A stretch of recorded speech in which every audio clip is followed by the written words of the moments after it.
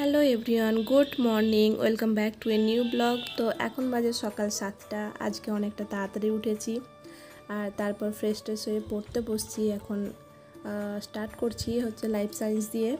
তো লাইফ সায়েন্সে কিছু ক্লাস আছে মোবাইলে, আমি টেক্সট বুক থেকে নিয়েছি ক্লাসগুলো।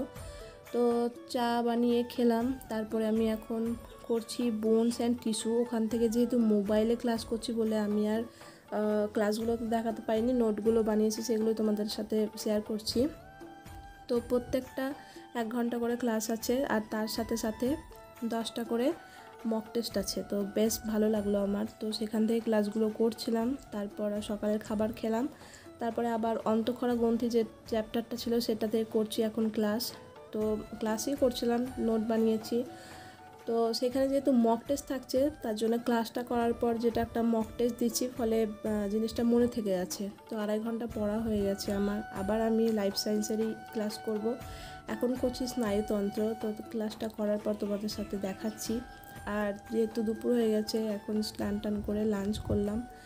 আর প্রচণ্ড গরম ছিল, তার জন্যে বিকালে প্রচণ্ড ঝড়ের সাথে বৃষ্টি আরম্ভ হয়ে গেছে। তো আমি বসে বসে একটু বৃষ্টিটা দেখছিলাম। তারপর দই খেয়ে আমি সন্ধ্যাবেলায় পড়তে বসছি। এখন আবহাওয়াটা বেশ ভালো, তো জানলার পাশ দিয়ে হাওয়া আসছিল খুব সুন্দর। তো একটা ক্লাস করছিলাম, এটা একটা পলিটিক্যাল সায়েন্সের ক্লাস, তো রিভিশন ক্লাস। সেখান থেকে স্যার কিছু কোয়েশ্চেন করাচ্ছিলেন, তো সেই ক্লাসগুলোই করছিলাম। আমার পলিটিক্যাল সায়েন্স আগে সিলেবাস কমপ্লিট হয়ে গেছে, এটা রিভিশন ক্লাস। তো তারপর রাত্রিবেলায় আমি খাওয়া দাওয়া সেরে তারপরে একটা মক টেস্ট দিচ্ছিলাম। এটা দাদা প্রিন্ট করে দিয়েছে যাতে এক্সামের সময় ভালো সুবিধা হয়।